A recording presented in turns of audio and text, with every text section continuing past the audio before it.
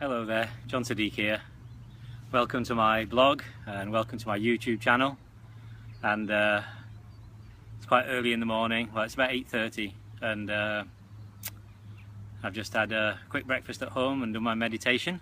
And something has said to me, get out for a walk. And so after a very busy day yesterday of recording and trying to move things forward in the new way, I'm not trying to, but trying to allow what's inside me to come out, because you can only be yourself, and let go of the the fear and the ego that says no, you can't take a step in a new direction, you'll be destroyed, no one's going to like what you're going to do, and you're crazy, you're nice and safe in the literary world, why are you letting it go, why are you letting that world go behind you? And I'm not letting it all go, I'm carrying on writing, but in order to write I have to let some things go, and because I've always been a meditator, something seems to be overflowing in me in my practice, and wanting just to connect to others through that. So I'm going to be heading out and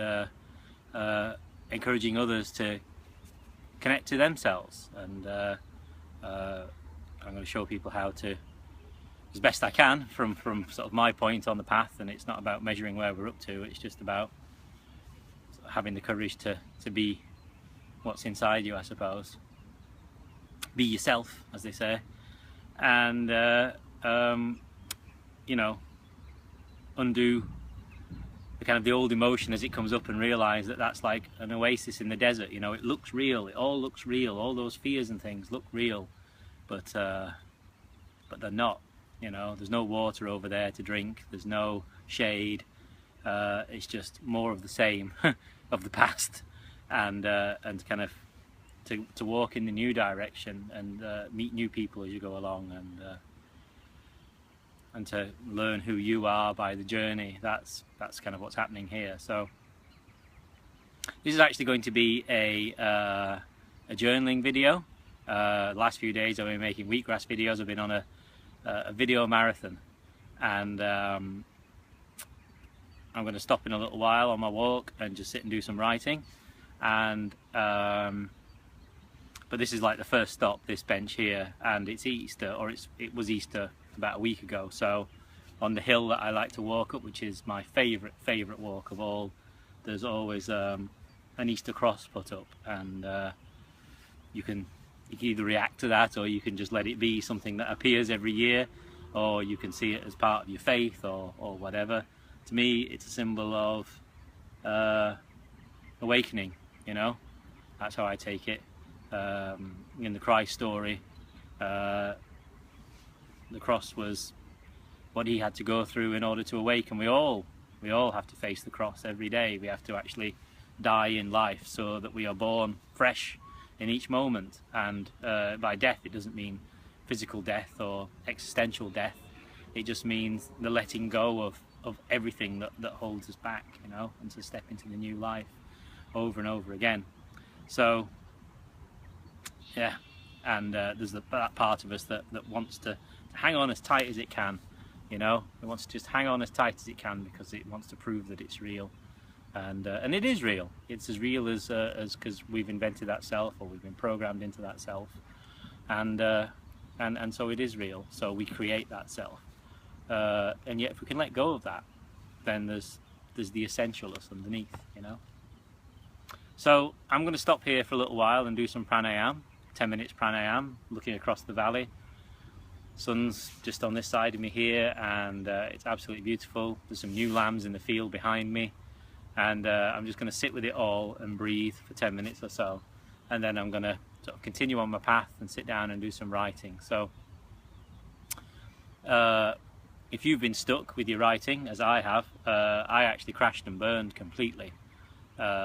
In December, I had a whole plan to write a new book, and I was going to write this book while I was travelling through India, just a very short book of kind of based on movement, really, of just something, sort of observations from each day, and just put it out in a very small way, and feel free to take that idea if you want that idea, if you're fishing for an idea of what the hell am I going to write, and that sounds like a thing for you to do, because only you can do it in your own way, And I didn't crash and burn. What actually happened was is that before I left for India to be with my darling Abba over Christmas and New Year, I picked up an infection from some food in a restaurant whilst away doing some work for the RLF, for the Royal Literary Fund Fellowships. And it kind of grew and grew, and on my first evening in India I felt really ill, like this incredible pain in my belly. I was all distended, my back was hurting. We were travelling on the coach to go home, and I was just suffering so bad, and it got worse and worse and worse over over a few days. And in the end I was actually lying on the floor just screaming in pain, curled up in a tight ball. And I said to Abba, just get me to the hospital now, get me to the hospital now. And we just had to call this rickety ambulance and just go to the first hospital nearby, which was just like an ordinary government hospital, you know. And eventually I got to see the doctor. After being misdiagnosed in the accident and emergency unit, I kind of struggled back and saw this wonderful man, Dr. Trahan, who basically saved my life. He just sort of said, you are going to the intensive care unit now. And I was on nil by mouth for days and on drips, and I was quite seriously almost gone. He said to me that if I'd have taken just one more day, even just kind of another night kind of thing, without coming into the hospital, there would be no more me. And I saw the tunnel and everything, you know. I've seen the tunnel in meditation. That's something that we do in meditation, that we're actually preparing for death in that way. And again, that's not a morbid thing, but by knowing that we are not just this, we can actually be much more courageous in life, you know. But yeah, I was lying in the hospital bed, Abba sitting next to me going, oh my God, and I just could not even turn over, and I was so weak. And I decided to actually sort of do deep meditation in the bed, because what else could I do? And I said to myself, well, if this is it, if these are my last moments, then I'm going to be here, I'm going to be present, and I'm going to be connected to love. And at that point I went in, and the kind of the tunnel started opening up, and it was just such a familiar and warm, loving presence. I just said hello to it. I was so surprised. It was like the old friend that I've always wanted to meet, the person that I love most, the love that I've always wanted is just right there, right in my own life. But obviously it wasn't time for me to go. And what's interesting is within a couple of hours of that experience, I got out of bed on my own for the first time in 3 or 4 days.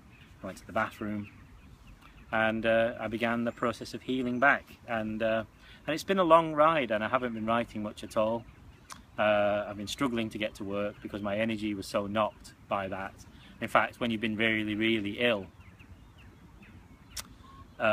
you can go into chronic fatigue, and it looked like for a while that I was going into chronic fatigue. And I went to see regular doctor here, and lovely man that he is, and you know, I appreciate conventional medicine, because the only reason I'm actually here is because of the antibiotics. And he just said, well, you're gonna have to ride this through and drink lots of water, and here's some you know, sort of tablets to take. And they just weren't working at all, actually. And I was going, my energy was just zero, concentration zero. I've got a friend who's an acupuncturist and an incredible healer and practitioner, Danielle Colclough, or Danielle Tanner, because I actually married her. I didn't marry her, I was her priest or her celebrant, and married her to the lovely Aaron a couple of years ago. But she still trades as Danielle Colclough, so that's what I write on my check. And she did some very radical acupuncture with me, got me on CoQ10, and here I am walking up my favourite hill for the first time in months, after sort of 3 or 4 weeks of that kind of work. And as you can tell from the videos recently, and my kind of sort of starting doing the meditation CDs and running my courses on authentic living and stuff like that, things are definitely looking up. And in fact, that little script with mortality has reminded me that that we just need to get out there. We just need to get out there, that we're not going to die, and if we do die from stepping into the new, then at least we've done it with love and presence, and with moving into something fresh and new. Because anything that's a repeat is a repeat. Anything that's old is old, you know. And it's not about, you know, screaming down hills on mountain bikes or jumping out of planes on parachutes. I mean, but you know, that's absolutely fine to do that, and you know, I may even do some of that. Actually, I'm in the mood for some of those kind of adventures in my own way. With me, it usually involves going to places that I just don't know and getting entirely lost, and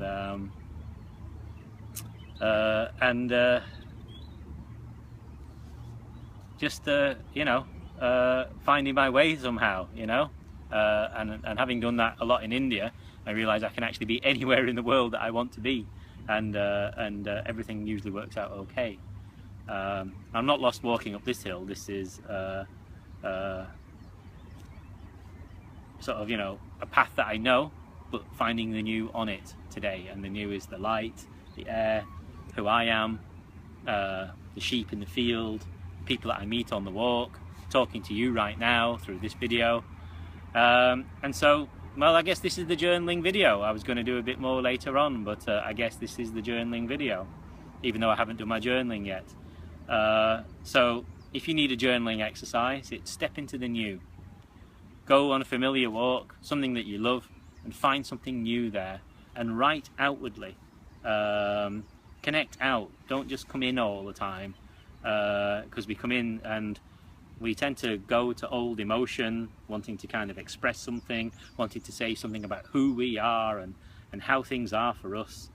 And yet we're kind of, usually when we do that, we're coming from an old place, a place that, wants to kind of tell its story, and yet that might be an old story. And our soul is singing with the new, you know, and as is all of everything around us, even in the worst places, even in war zones, we are in the new. And while we can do nothing about anybody else at all, and what they, you know, how they're coming towards us, by being in this newness through our writing, through our practice, through walking, through loving our family, through loving ourselves, then how we've chosen to live in that moment, or those moments, are ours, you know. And that's life. That's the life that's inside us, singing out. So I'm going to love you and leave you for now, and I'm going to continue on my walk. So I might end up doing a bit more filming and adding it onto this, and there'll be some more scenes. I may even sit down and have another chat with you as I go on. I don't know. These things it's an unfolding thing. I didn't realise I was going to film at this point and talk to you here. So yeah, so that's my writing tip, and that's where I've been. Step into the new, go on the familiar, but find something new in it, and look outwards and just write what you see. Quality of the light, texture of the air, lambs in the field, story of somebody walking by, what it feels like to kind of put one foot in front of the other, cross on the hill. All of these things would make lovely little individual writing pieces. At some point I'll sit down and just write in my journal, and my aim for today is to write outwardly, not inwardly reflective. So it's not going to be about this is how I feel, or this is what's going on for me.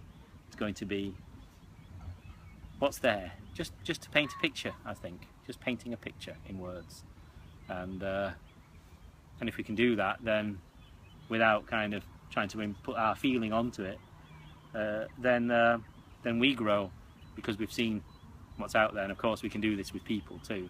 We can actually let them be who they are, and then we grow because we meet that person, and they grow because they've been met, and that's delicious, really, isn't it? So signing off and continuing my walk. Well, pranayam now, and then a walk, which will take me a couple of hours. I have a very incredible route that I want to explore this morning, and then I've just got a lovely day because it's still the holidays, and friend visiting for lunch, going to friends this afternoon, and at some point I just have to find some photos to send to my wonderful PR person Fiona from Factory Line, who is doing the poster for the next Authentic Living weekend, which is the 30th and the 31st of May, and the subject's going to be about loving ourselves and loving others, and of course there'll be lots of meditation and journaling and stuff on that. So if you're interested in that, then, you know, sign up to the newsletter, or you know, pop me a mail through the website, or that little message thing on the website. Yeah, and if you've enjoyed this video, give it a thumbs up, subscribe to this channel or this blog, or, you know, if you know a friend who's struggling with their writing and they just need a bit of a prompt, or if it's you, then and share it as you want to, you know. And yeah, take care of yourself and have a wonderful day. See you soon.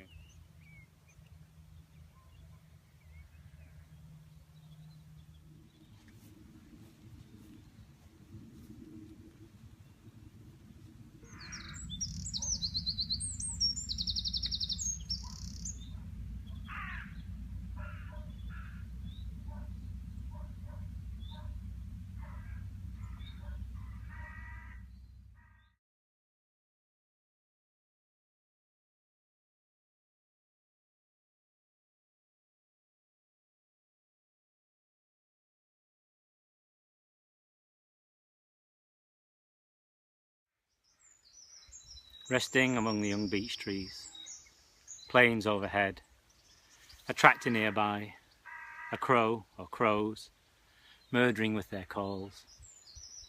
Soon the path turns down towards the Calder. I don't know the name of the tributary I will follow, stomping along, a new day, a new moment. Let thoughts of meetings and lunch go. Crow, water, field, beech trees, and even these, and even these.